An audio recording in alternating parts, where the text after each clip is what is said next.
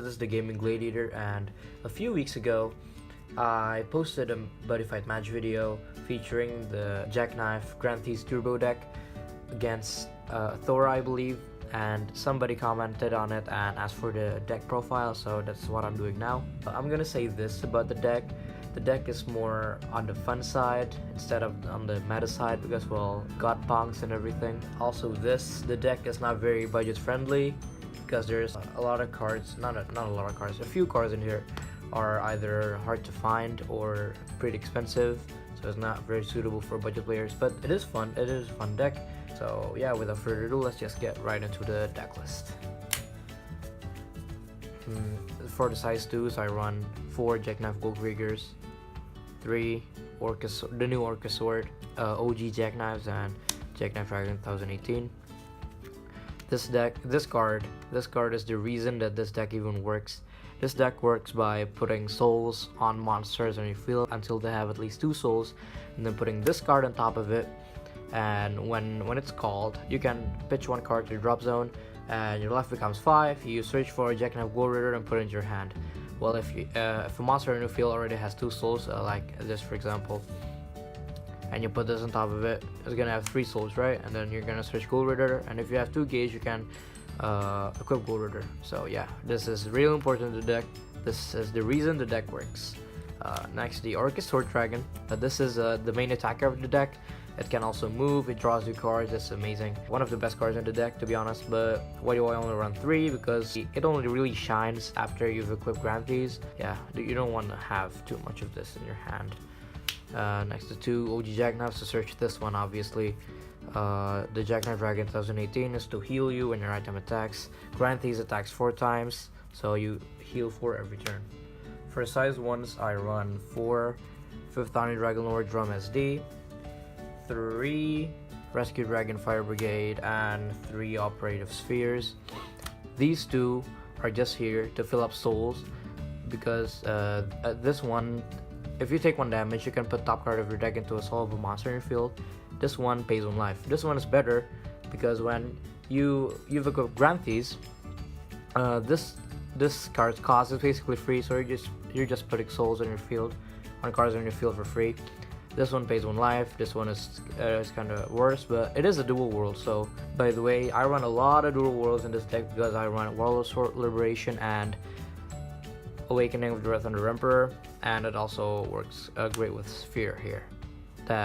His draw effect is based on if you have a different world in your field, and dual worlds are here for that. Next, for the size 0s, I only run 4 of the Hanako. I only run her just because she's a dual world and she gives you gauge and life for free. Yeah, that's basically the only reason I put her in the deck. Next, for items, obviously 3 Goldritter, 3 Granthese, and 4 Doriyamati. These 2 are for obvious reasons. And Doriyamati is a dual world. It gives you gauge for free, and it's free cost item, so yeah, it's good. This is very good. Gauge is very important in this deck. I cannot stress that enough. Gauge is very, very important in this deck. Next, finally, for spells, I run 4 Into the Future, 3 Red Thunder Emperor's Awakening, 3 Warlord Sword Liberation. These are the expensive and hard to find cards I talked about. Next is just Time Sale, Recover Veil, 1 Divinity, and Jackknife Statue. Into the Future, it's a triple world. I think it's the best card in the deck because, well, it's triple world and it has 3 effects, and it's basically free. You just put a soul from a card in your field to drop some and draw 1, and yeah, you can choose one of the 3 effects.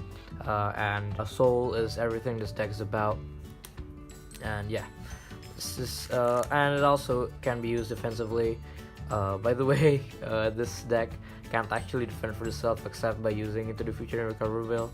So yeah, it's more on like I said, it's more on the fun side. The next, Red Thunder Emperor's Awakenings for advantage gaining purposes, obviously. Warlord Sword, advantage gaining purposes, obviously. Time Sale to draw, and it's a generic, so if you don't know, generic is actually counts as another world, so yeah. Recover Veil to give you gauge, Gauge is very important. Again, gauge is very important, and it also can reduce the next damage to 0. Discard Regular Divinity to draw, and Jackknife Statue to charge and draw for 1 life is very good. So that's it for the deck list actually. Now I'm going to show you how the deck actually plays out. So I'm gonna shuffle the deck first.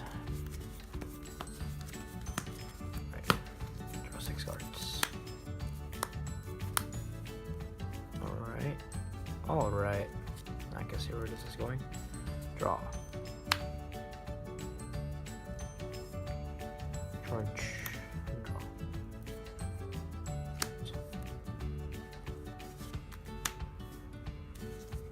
Effect. Charge 1, heal 1. Effect.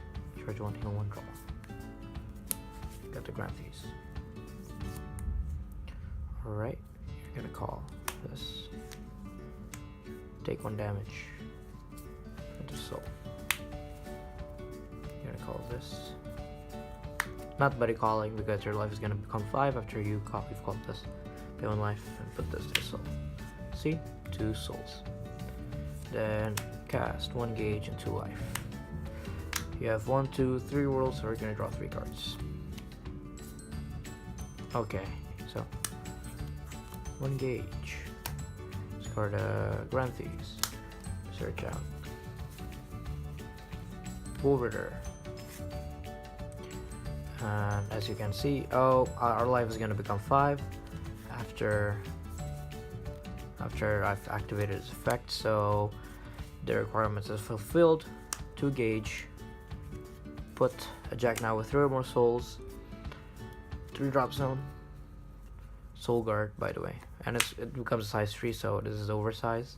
This becomes a size 0 when you have an item with 6k or greater power, and now your life is 5, and you can just release condition and it's fulfilled and equip Granthese. So yeah, that's how the deck works basically. Still off into the future to defend yourself or to give this plus cure or send anything. Yeah, this is how the deck works. Well, don't forget to like and subscribe for videos I upload weekly, and well, see you in the next one.